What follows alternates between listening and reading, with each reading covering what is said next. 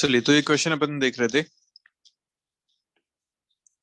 Question क्या कह रहा है कि यहां से यहां तक पूरा ए से सी तक के लिए आपको टोटल हीट गिवन निकालना है, डेल्टा क्यू आपको निकालना है। तो फर्स्ट लॉ ऑफ थर्मोडायनेमिक्स से अपन बात कर सकते हैं कि डेल्टा क्यू अगर आपको निकालना है ए बी सी तक, तो will be equal to delta U for A B C plus delta W for A B C. ये सब पूरा लिखा जा सकता है। ठीक है, अब यहाँ पे डेल्टा क्यू तो अपने को फाइंड करना है। एक बार अपन वर्क डन और डेल्टा यू निकाल लें तो अपना काम हो जाएगा। अगर वर्क डन निकालना है पूरा ए से बी से सी तक, तो उसको लिखा जा सकता है delta W for A to B plus delta W for B to C. दोनों प्रोसेस का जो वर्क डन मिला के लिखा जाएगा, टोटल वर्क डन हो जाएगा। अच्छा, ए से बी कैसी प्रोसेस है? ए से बी जो प्रोसेस है वो कांस्टेंट वॉल्यूम प्रोसेस है, और कांस्टेंट वॉल्यूम प्रोसेस के लिए वर्क डन होता है जीरो। तो ये तो हो गया जीरो। अच्छा, बी से सी कैसी प्रोसेस है? दे रखा है आइसोथर्मल प्रोसेस है। आइसोथर्मल प्रोसेस के लिए वर्क डन होता है N R T L N V final by V initial. ये होता है। अब प्रोसेस क्योंकि बी से सी जा रहा है, तो V final is this volume at C और V initial is volume at B. ऐसा लिखा जा सकता है इसे। ओके, और टेम्परेचर कितना है? तो अगर मैं बी पॉइंट पे टेम्परेचर निकालूं, तो आप किसी भी पॉइंट पे टेम्परेचर लिखने का तरीका पीवी इक्वल टू एनआरटी से लिख सकते हैं। पीवी इक्वल टू एनआरटी, या टी हो जाएगा पीवी बाय एन आर। ये लिखा जा सकता है। तो अगर बी पॉइंट पे टेम्परेचर लिखा जाए तो मैं लिखूंगा temperature at B is P. यहाँ पे पी है टू पी नॉट, वॉल्यूम है V not by N R. ये यहाँ का टेम्परेचर हो जाएगा। ऐसे अगर सी पे लिखा जाए तो ये भी सेम मिलेगा, temperature at C should be equal to two P naught V not by N R. और टेम्परेचर एट ए अगर लिखा जाएगा तो लिखा जाएगा P naught V not by N R के बराबर। ये सारे टेम्परेचर्स लिखे जा सकते हैं। इनको अगर मैं यूज करूं तो टेम्परेचर एट बी अपने को पता चल चुका है। लिखते हैं ये N R, temperature at B is two P naught V naught divided by N R L N of volume at C. Volume at C is two V naught, volume at B is V naught. कितना है answer? ऐसे N R cancel हो गया, two P naught V naught, इधर से आया L N to. ये आपको मिल गया total work done from A B C. Clear? अब बात करते हैं change in internal energy ABC में कितनी होगी। Delta U A B C ये कितना है? तो डेल्टा यू हमेशा लिखा कितना जा सकता है? हम जानते हैं delta U is equal to F by two N R delta T. ये हमेशा यूज किया जा सकता है। ओके, अभी डेल्टा टी कहाँ से कहाँ तक? तो ए से बी से सी तक पूरा। ए से सी में कितना चेंज टेम्परेचर में चेंज हुआ वो हम जानते हैं। और आपको दे रखा है डायटोमिक गैस। डायटोमिक गैस के लिए एफ कितना होता है?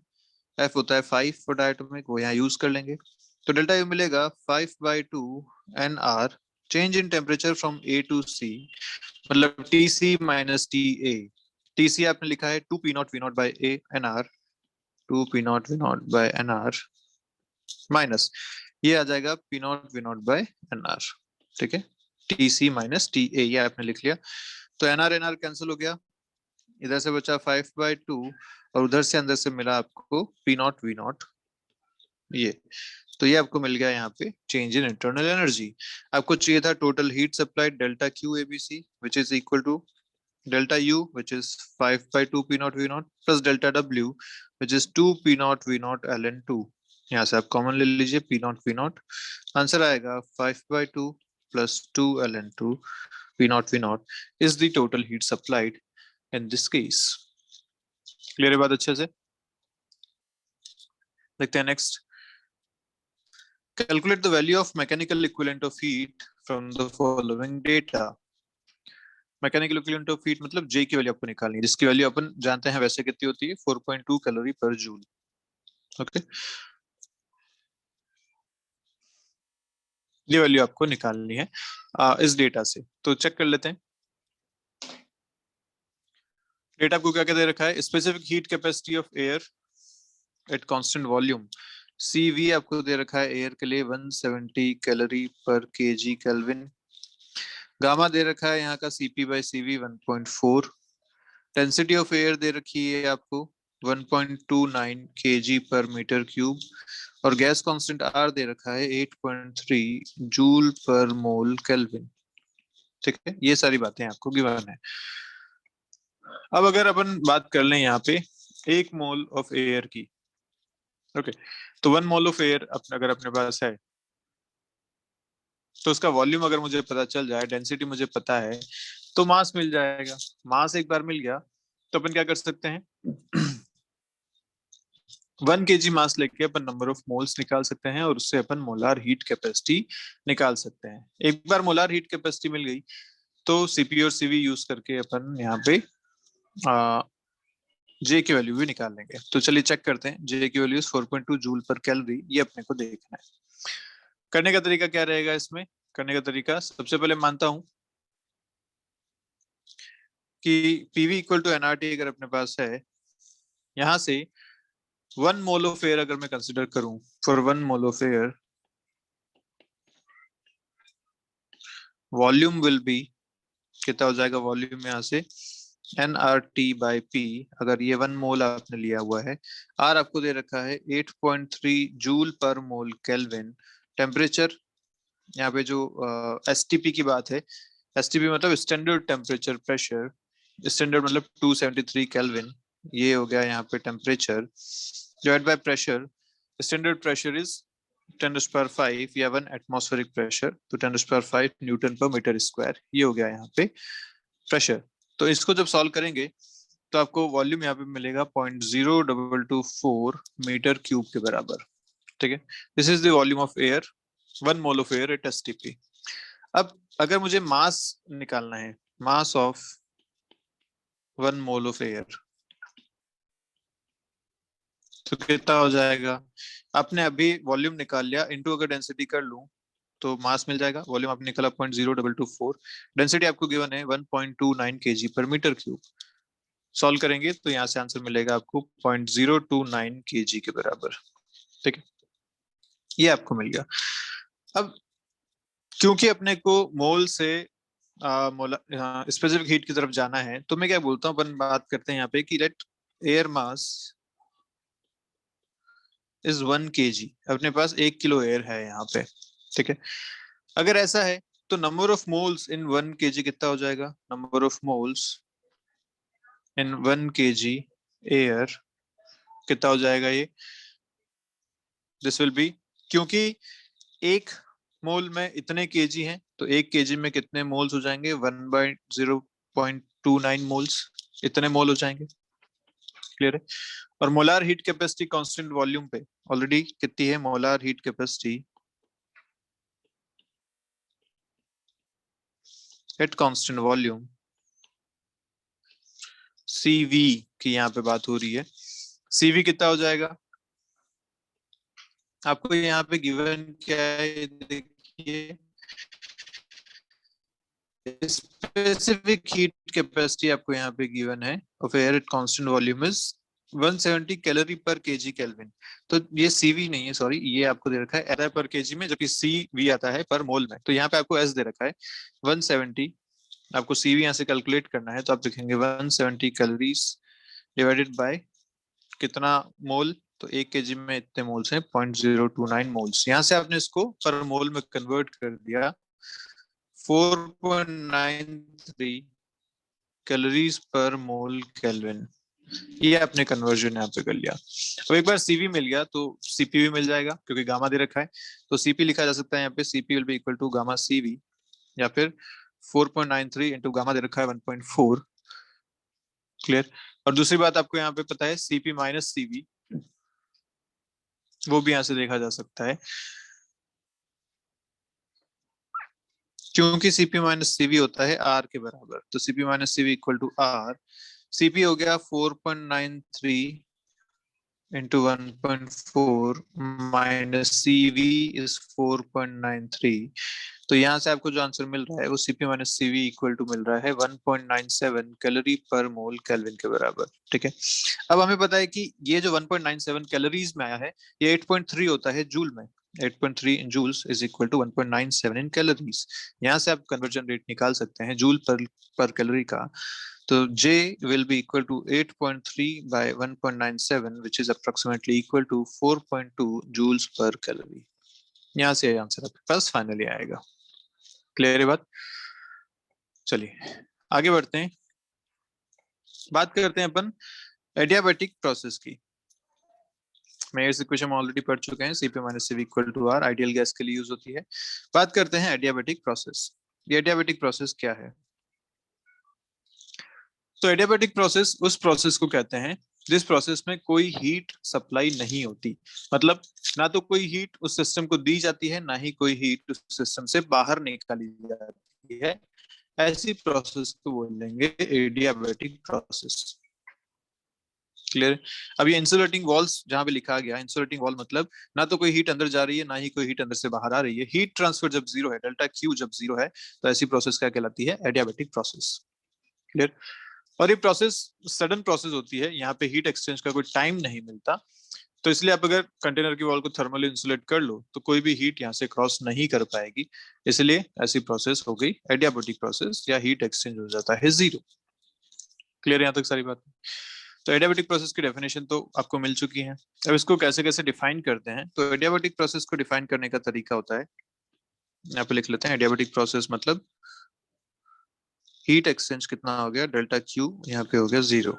ठीक है? इसको जो लिखने का तरीका है वो है P V power gamma equal to constant. एक तो ये इसकी इक्वेशन है। गामा वही जो सीपी बाई सीवी आपने लिखा था, P is pressure, V is volume. अगर टेम्परेचर और प्रेशर के टर्म में लिखेंगे तो यहाँ से आप कन्वर्जन कर सकते हैं। आपको मान लीजिए टेम्परेचर और प्रेशर में लिखना है तो आप PV equal to NRT use करो।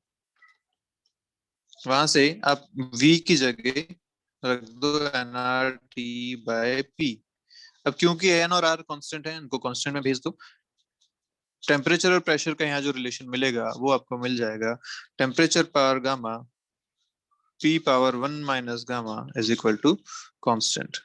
ऐसे आपको अगर टेम्परेचर और वॉल्यूम में लिखना है तो आप प्रेशर को यहाँ से रिमूव कर दो, वही same PV equal to NRT use करके, तो ये आपको इक्वेशन मिलेगी P V power gamma minus 1 equal to constant. तो ये तीनों इक्वेशन जो हैं ये एडियाबेटिक प्रोसेस को शो करती हैं, ये हमें ध्यान देनी चाहिए। क्लियर? अब इस एडियाबेटिक कर्व का अगर स्लोप देखा जाए, पीवी कर्व पे अगर एडियाबेटिक प्रोसेस का स्लोप देखें तो क्या मिलता है, इस बारे में बात करते हैं। स्लोप ऑफ पीवी कर्व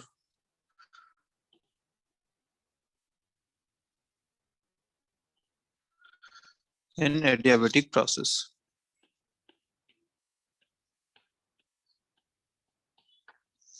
तो स्लोप क्या होता है? DP by DV. DP by DV अपने को कैलकुलेट करना है। ये PV of power gamma equal to constant है, इसको अगर मैं डिफरेंशिएट करूं तो मुझे डीपी बाई डीवी चाहिए। मैं इसको डिफरेंशिएट करूंगा तो मुझे मिलेगा यहाँ से DP into V power gamma plus P into gamma V power gamma minus 1 into DV is equal to zero. यहाँ से आप जब डीपी बाई डीवी निकालेंगे तो आपको मिलेगा minus gamma P by V के बराबर। ठीक है? ये आपको यहाँ से मिलने वाला है minus gamma P by V. This is the slope of adiabatic curve. अगर ऐसा है तो इसका ग्राफ आप बना सकते हैं। यहाँ पे देखिए एडियाबेटिक कर्व का जो ग्राफ बनता है वो ऐसा बनता है। डीपी बाई डीवी अपने को देखना ही है।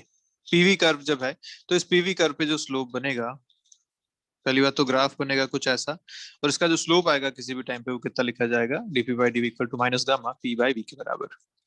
क्लियर अच्छे से? ऐसे अगर स्लोप की बात की जाए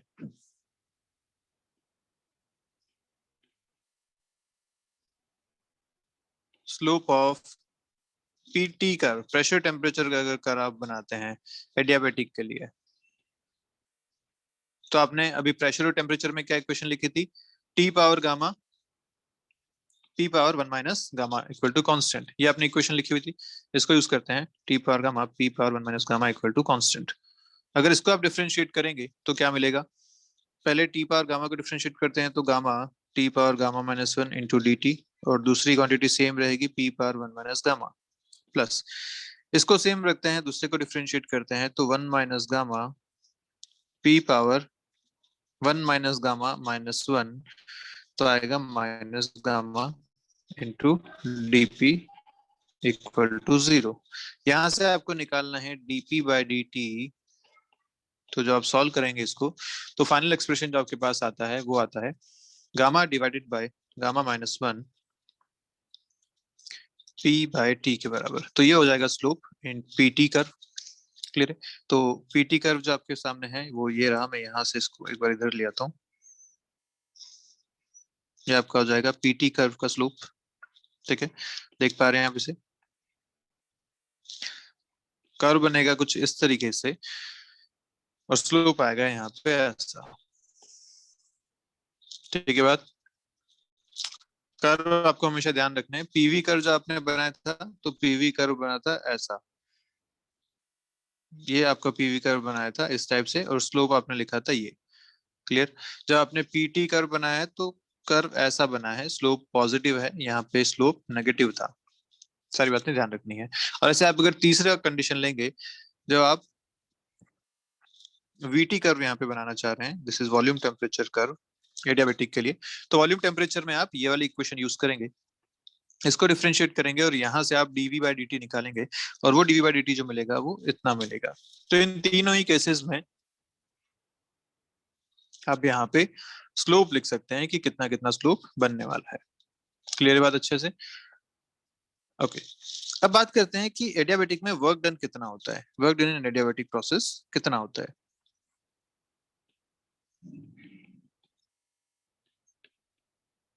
work done in adiabatic process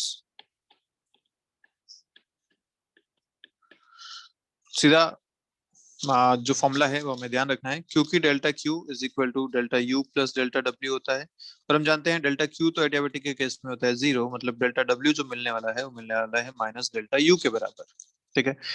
और डेल्टा यू कितना होता है? डेल्टा यू होता है एन सी डेल्टा टी। तो इसे लिखा जा सकता है this is minus N C V delta T. Delta T is T final minus T initial. अगर माइनस अंदर ले लूंगा तो हो जाएगा T initial minus T final के बराबर। ठीक है? जो डेल्टा यू है उसको आप हमेशा F by two N R delta T भी लिख सकते हैं और always N C V delta T भी लिख सकते हैं। ये बात आप हमेशा ध्यान रखिएगा। यहाँ से आप अगर एन सी टी को कन्वर्ट करना चाहते हैं तो इसे लिखा जा सकता है this will be equal to delta W will be equal to P I V I minus P final V final divided by gamma minus one. या ऐसे अगर आप लिखना चाहें एन आर डेल्टा टी की टर्म में तो T I minus T final divided by gamma minus one. ये जो फॉर्मूला है इंपॉर्टेंट फॉर्मूला है डायबिटिक के लिए वर्क डन कैलकुलेट करने का। ओके, डेल्टा क्यू हो गया जीरो, वर्क डन का फॉर्मूला पता चल गया, तो डेल्टा यू भी सेम आप इस तरीके से यहाँ पे लिख सकते हैं। Clear? Work done by the system कब पॉजिटिव होगा? अगर बोला जाए कि work done by the system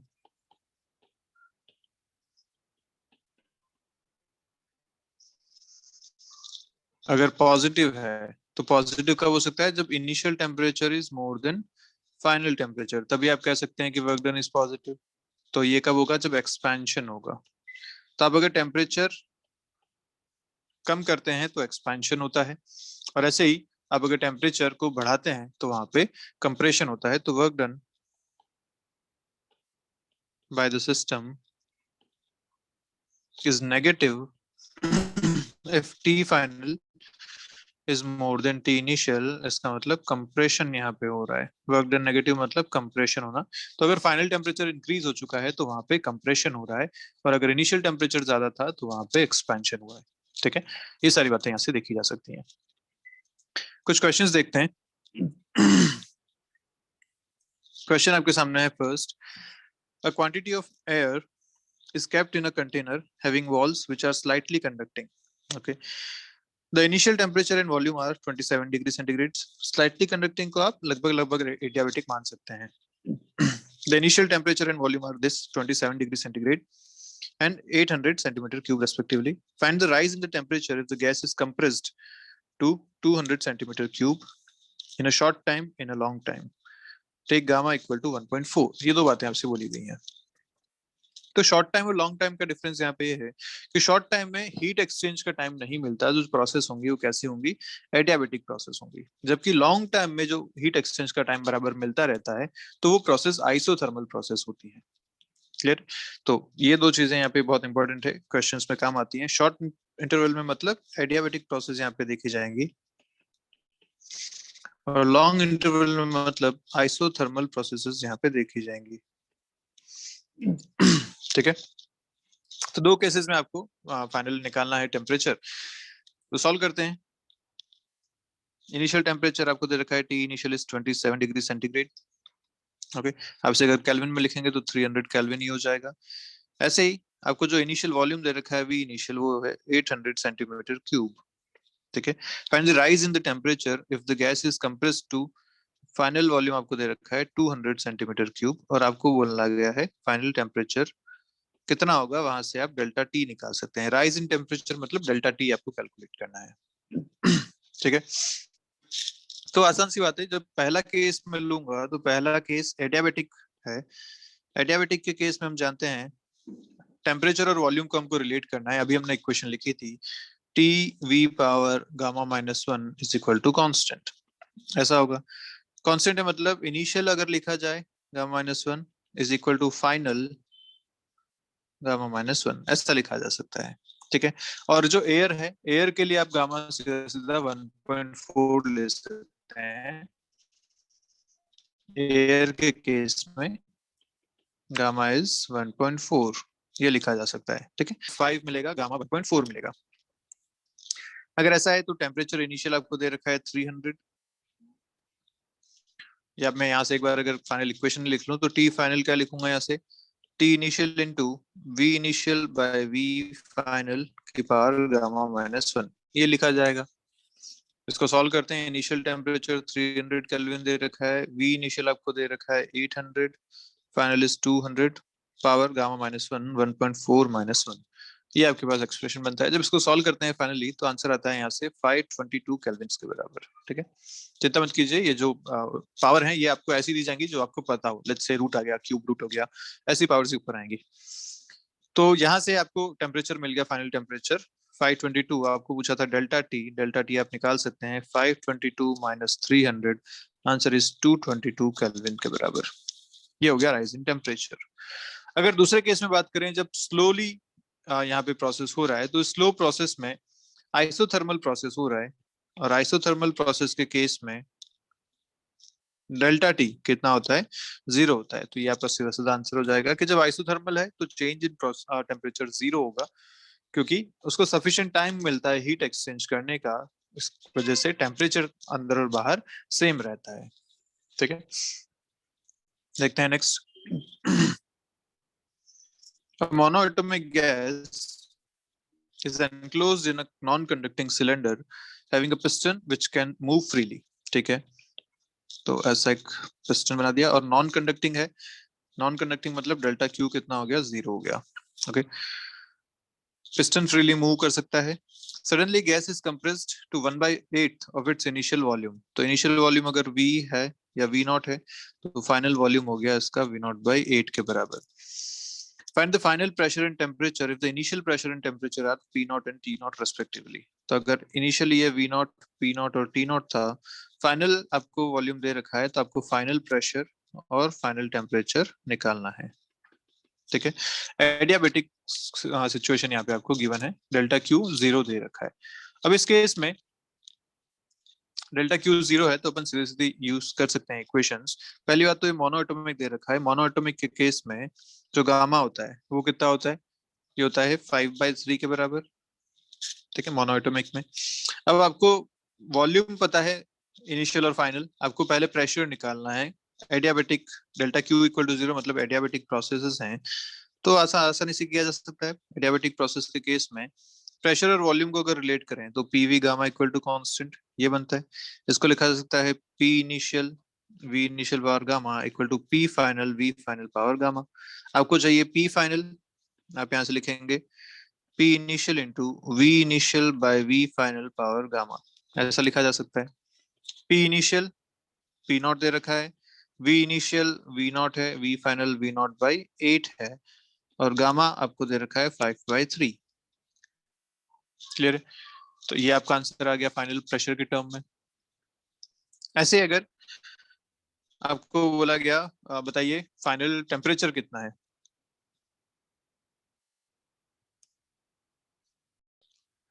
आप यहाँ पे टेम्परेचर वाली इक्वेशन यूज कर लीजिए। टेम्परेचर और वॉल्यूम की इक्वेशन क्या थी?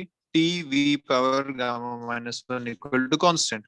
तो initial is equal to final, ऐसा आप यहाँ पे भी लिख सकते हैं। आपको टेम्परेचर फाइनल चाहिए, लिखा सकता है temperature initial which is T naught into V initial V naught divide by V final V naught by 8 की power gamma minus one 5/3 minus one. ये आपके आंसर्स बन जाएंगे। इनको पूरा पूरा सॉल्व करना ऐसा जरूरी नहीं है, इस तरीके से आप इनके आंसर्स यहाँ पे लिख सकते हैं।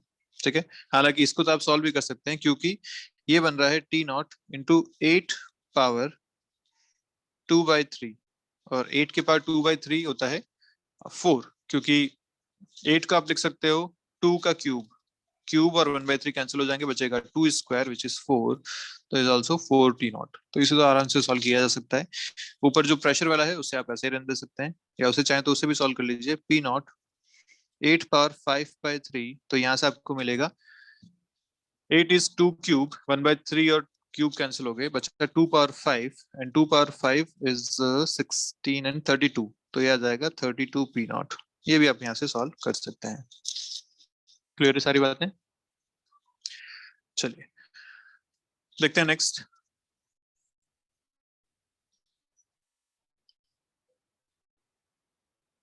देखिए क्या कह रहा है question. A cylindrical container having non-conducting walls, तो non-conducting walls मतलब डेल्टा क्यू जीरो हो गया, is partitioned in two equal parts such that volume of each part is equal to is kept between two parts। यहाँ पे भी एक piston लगा दिया और ये भी non-conducting है। Gas on the left is slowly heated so that the gas on the right is compressed up to volume V naught by 8।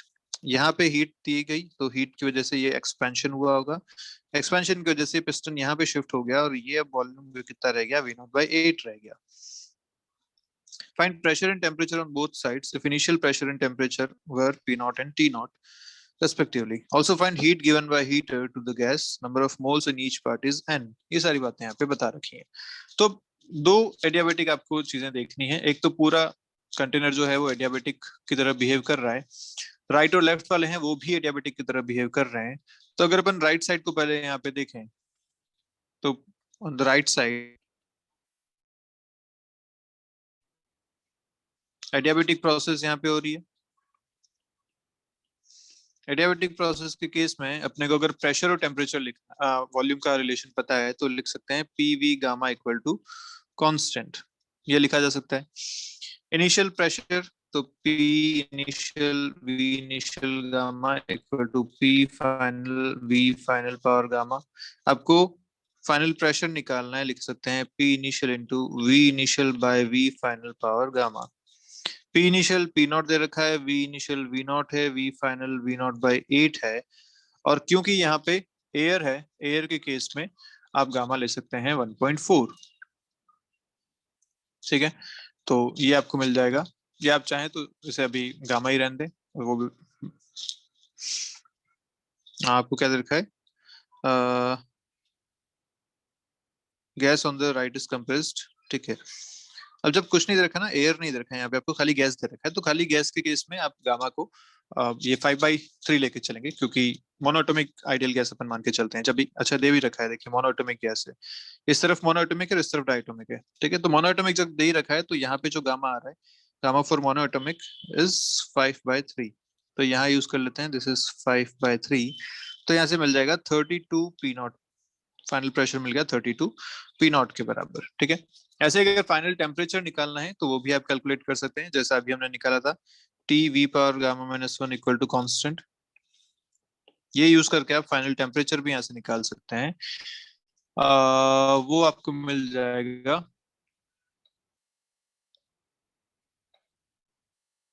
जो हमने अभी कैलकुलेट किया था, बिल्कुल वैसा ही है, क्योंकि सेम ही यहाँ पे चल रहा है। 4 टी नॉट आपको मिल जाएगा, final temperature is 4 T not, क्योंकि वॉल्यूम वी नॉट से वी नॉट बाई 8 हुआ, जो पिछले क्वेश्चन में हमने यूज किया था, बिल्कुल वैसा ही है। तो फाइनल टेम्परेचर भी मिल गया ऐसा। अब लेफ्ट साइड की बात करें, तो लेफ्ट साइड में नया वॉल्यूम कितना हो गया? लेफ्ट साइड न्यू वॉल्यूम या फाइनल वॉल्यूम कितना हो गया? ये वी नॉट ऑलरेडी इसके पास था, और उसने पड़ोसी को 7/8 वी नॉट कंप्रेस कर दिया, है ना। पड़ोसी के पास कितना बचा? खाली वी नॉट बाई 8 बचा। तो यहाँ से कितना मिलेगा, ये आपको मिल रहा है final volume is 15/8 V naught के बराबर। This is the final volume जिसका हो गया। इनिशियल प्रेशर इसमें था P naught, number of moles इसमें थे n। अगर ये सारी चीजें हैं तो हम बोल सकते हैं कि क्योंकि नंबर ऑफ मोल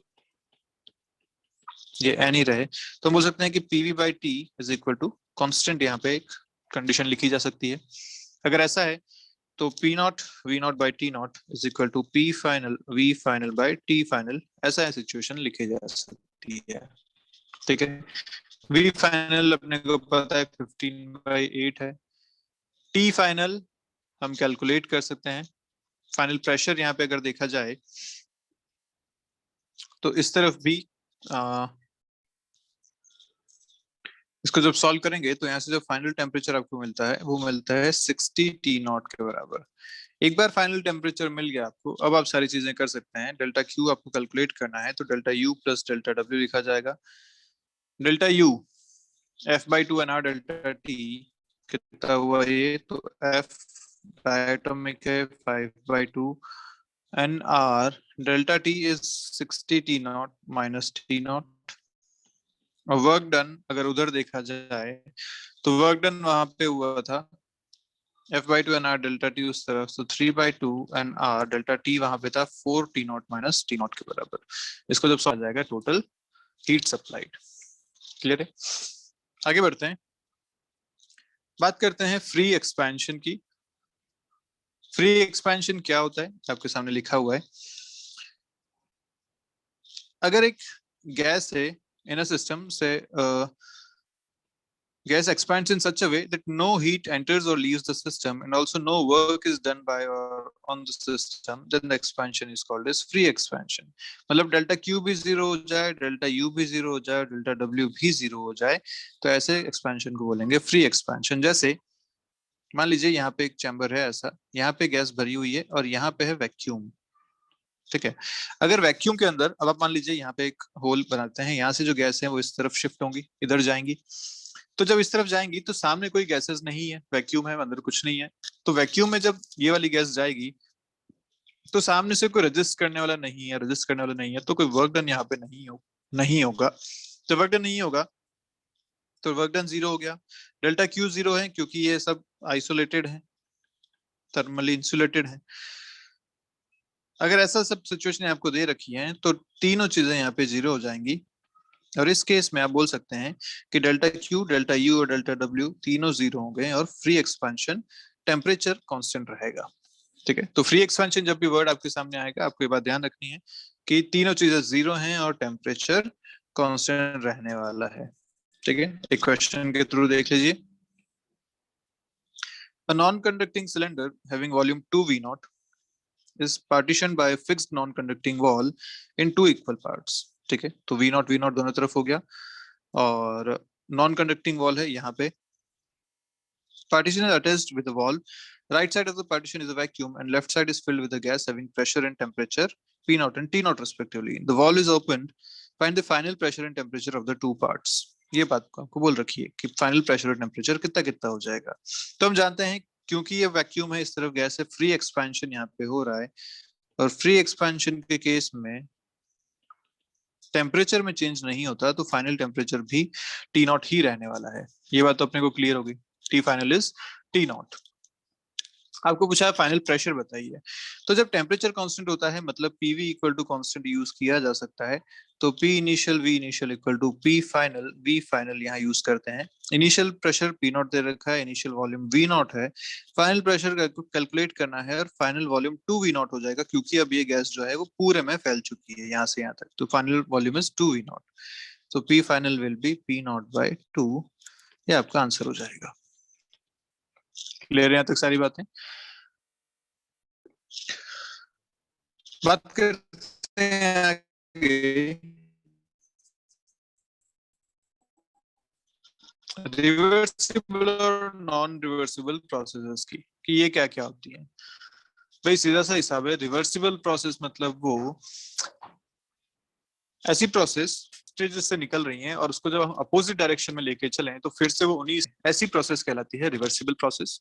जबकि इरिवर्सिबल प्रोसेस जिसको आप फिर से पीछे की तरफ ट्रेस नहीं कर सकते, आप उसे उल्टा अगर चलाएंगे तो वो उन्हीं स्टेजेस से वापस इनिशियल कंडीशन तक नहीं पहुंचेगी, ऐसी प्रोसेस को कहते हैं इरिवर्सिबल प्रोसेसेस। हम जो बात करते हैं वो मोस्टली रिवर्सिबल प्रोसेस की ही बात करते हैं। प्रैक्टिकली हालांकि कोई भी प्रोसेस कंप्लीट रिवर्सिबल नहीं होती, आइडियल केसेस में हम बात करते हैं कि प्रोसेस रिवर्सिबल होगी। ठीक है, नेक्स्ट पॉइंट जो आता है वो आता है आइसोथर्मल और एडियाबेटिक के स्लोप का कन्वर्जन का, कंपैरिजन का। ये इंपॉर्टेंट है। देखिए, आपने दो इक्वेशंस लिखी, एक PV gamma equal to constant, ये थी एडियाबेटिक के लिए, और यहां से आपने जब स्लोप निकाला था तो आपने लिखा था dP by dV is equal to minus gamma P by V के बराबर। ठीक है, जब आपने आइसोथर्मल लिखा तो आपने लिखा PV equal to constant isothermal के केस में। यहां से आप अगर इसका स्लोप निकालते हैं तो आप लिखेंगे dP by dV is equal to P by V minus P by V, ये यहाँ का स्लोप आएगा। अब देखो दोनों के स्लोप में एक गामा के फैक्टर का डिफरेंस यहाँ पे आ रहा है ना, तो लिखा जा सकता है कि this slope dp by dv for adiabatic is equal to gamma times dp by dv for isothermal। तो एडियाबेटिक का स्लोप ज्यादा होता है हमेशा, ये बात ध्यान रखिएगा। जब भी आप पीवी कर्व बनाएंगे इस पे एडियाबेटिक भी ऐसा ही बनता है और आइसोथर्मल भी ऐसा ही बनता है, लेकिन स्लोप का डिफरेंस यहाँ पे देखा जाता है।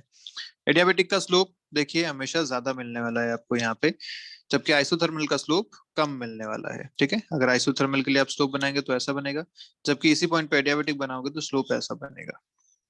ऐसे अगर यहाँ बनाओगे तो ये एडियाबेटिक का स्लोप हो गया, आइसोथर्मल का स्लोप और भी कम हो गया। तो हमेशा स्लोप किसका ज्यादा होने वाला है, एडियाबेटिक का ज्यादा होने वाला है आइसोथर्मल से, और ऑब्वियसली दोनों स्लोप नेगेटिव हैं तो स्लोप हमेशा ऐसे नेगेटिव ही बनने वाले हैं। क्लियर?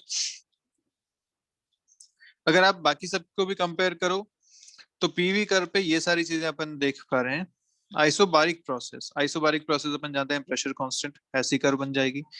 आइसोकोरिक प्रोसेस मतलब जहां वॉल्यूम कांस्टेंट होता है तो वो ऐसा कर्व बन जाएगा। ठीक है, आइसोथर्मल अगर है तो ऐसा कर्व बनेगा। अब एडियाबेटिक में तीन चीजें होती हैं, या तो पॉली एटॉमिक हो सकता है, डाई एटॉमिक हो सकता है, मोनो एटॉमिक हो सकता है, ऐसी सारी चीजें हैं। तो पहली बात तो आइसोथर्मल से तो ज्यादा ही स्लोप होने वाला है, तो ये जो स्लोप है इससे ज्यादा स्लोप अपने को यहाँ पे भी चीजें मिलने वाली हैं एडियाबेटिक के केस में। अब उसमें भी एडियाबेटिक में गामा जिसका ज्यादा होगा स्लोप उसका ज्यादा होगा, है ना। तो गामा किसका ज्यादा होता है, गामा सबसे ज्यादा होता है मोनो एटॉमिक का, आप लिखते हैं उसको 5/3।